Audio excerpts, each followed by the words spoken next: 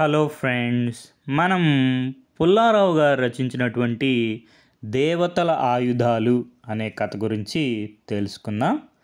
అదితి కశ్యప ప్రజాపతుల కుమారుడు సూర్యుడు శ్రీమన్నారాయణ అంశ వలన జన్మించుటచే మహా తేజస్సుతో ప్రకాశించేవాడు.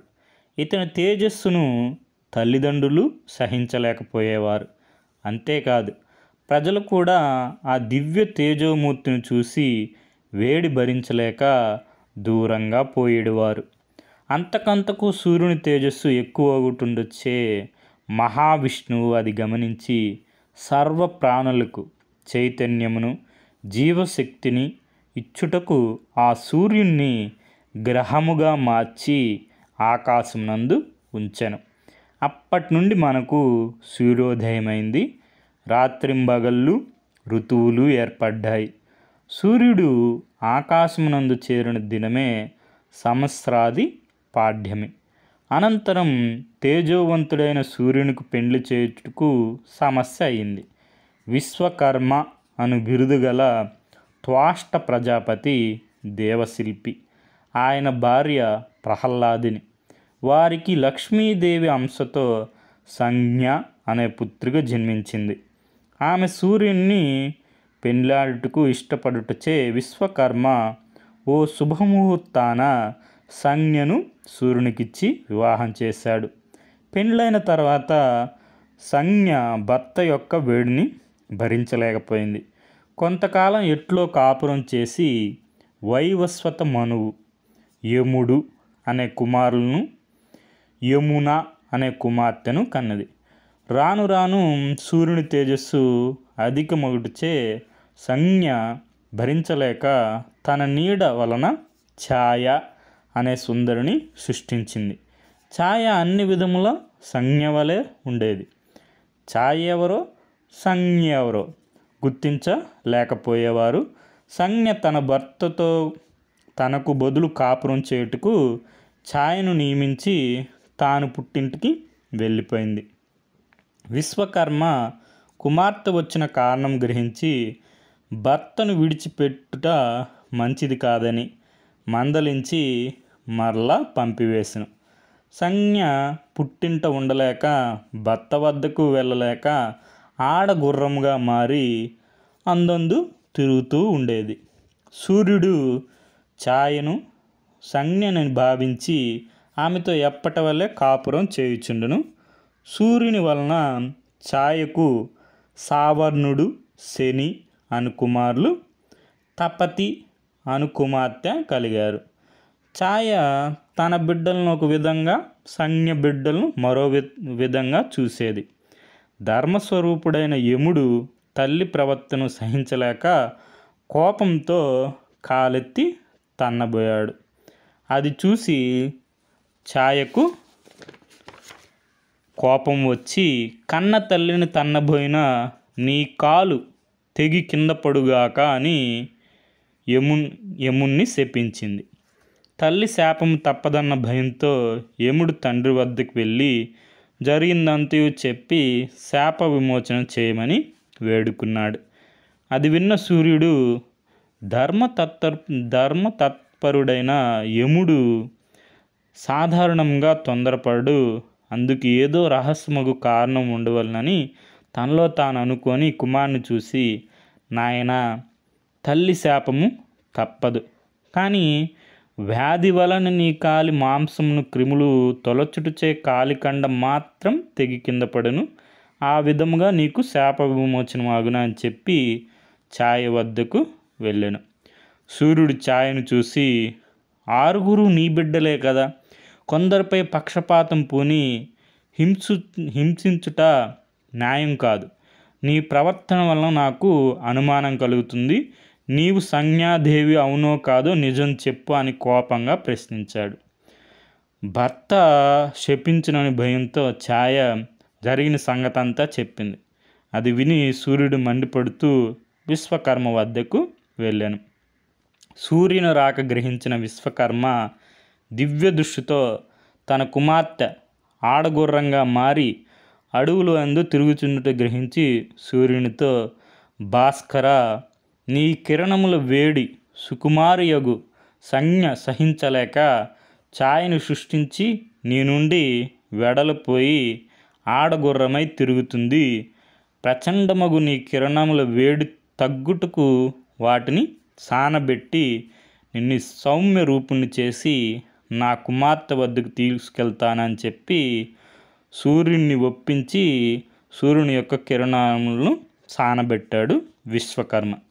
అంతటా సూర్యునికి తీవ్రమగు వేడి తగ్గి సౌమ్యుడయ్యాడు. విశ్వకర్మ ఆదిత్యుణ్ణి ఆడగుర్రంగా తిరుగుతున్న సంజ్ఞ వద్దకు తీసుకెళ్ళాడు. సూర్యుడు ఆమెను చూసి తాను కూడా మగగుర్రమై ఆమెతో తిరిగాడు. ఆ సమయం నందు వారికి 2 కుమారులు పుట్టారు. సంజ్ఞ దీర్ఘ నిట్టూర్పు నుండి పుట్టుడిచే వారికి నాసత్యులు అని అశ్విని దేవతలని పేరు పెట్టారు. తరువాత వారిరువురు యథారూపాలు ధరించి ఆదిత్యలోకానికి వెళ్ళారు. అశ్విని దేవతలు దేవ వైద్యులయ్యారు. సూర్యుని కిరణములు సానబెట్టుడిచే రాలిన పొడితో విశ్వకర్మ బ్రహ్మకు ఒక విమానమును, విష్ణువుకు చక్రమును, ఈశ్వరునికి త్రిశూలమును చేసిచ్చాను. ఇది మనకి దేవతల ఆయుధాలు అనే కథ పుల్లారావు గారు రచించారు. మనం ఇప్పుడు కొన్ని క్వశ్చన్స్ చూద్దాం. ఇది సివిల్ సర్వీస్ ఎగ్జామినేషన్లో మనకి డే అండ్ నైట్, ఋతువులు, రాత్రి పగలు అనేవి సూర్యుని వల్ల ఏర్పడతాయని చెప్పుకున్నాం కదా. ఏ విధంగా ఏర్పడతాయనేది దాని మీద మనకి క్వశ్చన్స్ వచ్చాయన్నమాట. ఫస్ట్ క్వశ్చన్ వచ్చి variations in the length of day time and night time. మనకి ఇక్కడ డే టైము డే నైట్ ఎందుకు ఏర్పడతాయి అని అడగలేదు. డే నైట్ అయితే మనకి రొటేషన్ ఆఫ్ ది ఎర్త్ వల్ల ఏర్పడతాయి. అదే ఇక్కడ మన క్వశ్చన్ ఏమి అడిగారంటే లెంత్ కొన్ని రోజులు మనకి పగలు ఎక్కువగా ఉంటుంది, రాత్రి తక్కువ ఉంటుంది. కొన్ని రోజుల్లో మనకి పగలు అనేది తక్కువగా ఉండి రాత్రి ఎక్కువగా ఉంటుంది. దీనికి రీజన్ ఏంటి అని అడుగుతున్నారు. Variations in the length of the day time and night time from season to season are due to, ఎందుకంటే మనకి revolutions of the earth on tilted axis. మనకి మీరు ఇప్పుడు చూసుకుంటే ఎండాకాలంలో మనకి పగలు ఎక్కువగా ఉంటుంది, రాత్రి తక్కువగా ఉంటుంది. అదే మనకి చలికాలంలో వింటర్లో పగలు తక్కువగా ఉండి రాత్రి ఎక్కువగా ఉంటుంది. ఈ సీజన్ టు సీజన్ వేరియేషన్ అనేది మనకి ఎర్త్ టిల్టెడ్ యాక్సిస్ మీద సన్ చుట్టూ తిరుగుతుండడం వల్ల మనకి revolution of the earth and tilted axis వల్ల మనకి variations in the length of the day time and night time from season to season ఉంటుందన్నమాట. సో ఇక్కడ ఎక్స్ప్లెనేషన్ ఉంది, చూసుకోండి. ఇది మనకి ఈ విధంగా టిల్టెడ్ యాక్సిస్ మీద సన్ చుట్టూ తిరుగుతూ ఉంటుంది భూమి. దానివల్ల మనకి length of the day and night అనేది వేరియేషన్స్ అనేవి వస్తుందన్నమాట. ఇక్కడ మనకి సమ్మర్ సాల్స్టిస్ మనకి జూను 20-22 మధ్యకాలంలో ఏర్పడుతుంది. లాంగెస్ట్ డే ఉంటుంది. అందుకే మనకి జూన్ 21 మనకి యోగా డే. ఇప్పుడు లాంగెస్ట్ డే ఉంటుందన్నమాట, షార్టెస్ట్ నైట్ ఉంటుంది. అట్లా వింటర్ సాల్స్టిస్ ఇక్కడ నార్థన్ హెమిస్ఫియర్లో మనకి షార్టెస్ట్ డే ఉండి లాంగెస్ట్ నైట్ ఉంటుంది. సో మనకి జూన్ 21 సన్ ఏమవుతుంది, మనకి నార్థన్ హెమిస్ఫియర్లో ఇక్కడ మనకి ఆర్కిటిక్ సర్కిల్ ఉంటుంది కదా, ఆర్కిటిక్ సర్కిల్కి does not set below the horizon కిందకి రారనమాట సన్. అంటే మనకి 24 hours డే లైట్ అనేది ఉంటుంది.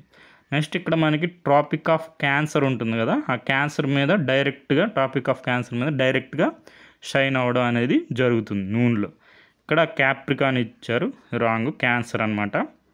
ఈక్వేటర్ కాదు, అంటార్క్టిక్ సర్కిల్ కాదు. మనకి does not set below the horizon at the Arctic Circle. So ఇక్కడ ఎక్స్ప్లెనేషన్ ఉంది, చూసుకోండి. తర్వాత నెక్స్ట్ క్వశ్చన్ వచ్చి సేమ్ కాన్సెప్టే. నార్థన్ హెమిస్ఫియర్లో longest day of the year normally occurs. మనం చూసుకున్నాం కదా, జూన్ 22 to 22 21. సో మనకి second half of the month of the June అనేది ఉంటుందన్నమాట.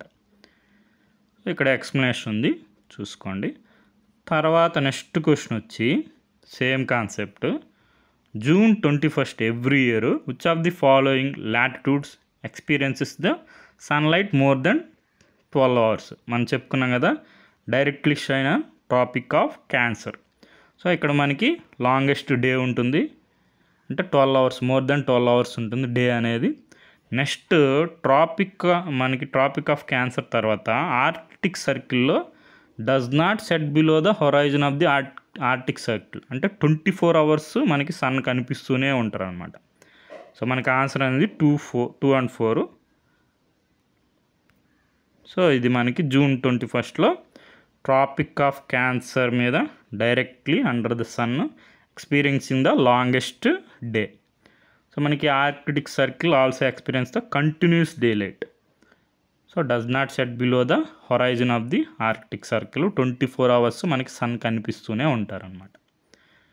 సో ఈ విధంగా మనకి రొటేషను, రెవల్యూషను, టిల్టెడ్ యాక్సిస్ మీద రెవల్యూషన్ జరగడం వల్ల మనకి length of the day time and night time అనేవి సీజన్ టు సీజన్ వేరీ అవుతూ ఉంటాయన్నమాట.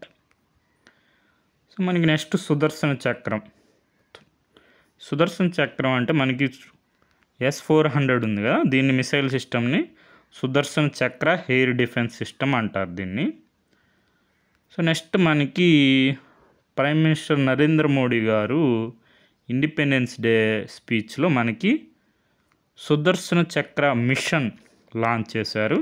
ఇది మనకి indigenous air defence system to protect India's vital military and civilian installations. So మనకి ఇది సుదర్శన్ చక్ర మిషన్ అన్నమాట. ఇది మనకి డీటెయిల్స్ ఇంకా రాలేదు, కానీ మనకి ఐరన్ డోమ్ ఉంది కదా ఇజ్రాయెల్, దానిలాగా వర్క్ చేసే అవకాశం ఉందని ఎక్స్పర్ట్స్ బిలీవ్ చేస్తున్నారనమాట. All weather air defence system. So India's own iron dome అని చెప్పచ్చు సుదర్శన్ చక్ర మిషన్. పిఎం నరేంద్ర మోడీ గారు అనౌన్స్ చేశారు Sudarshan Chakra mission. Okay friends, thank you for watching.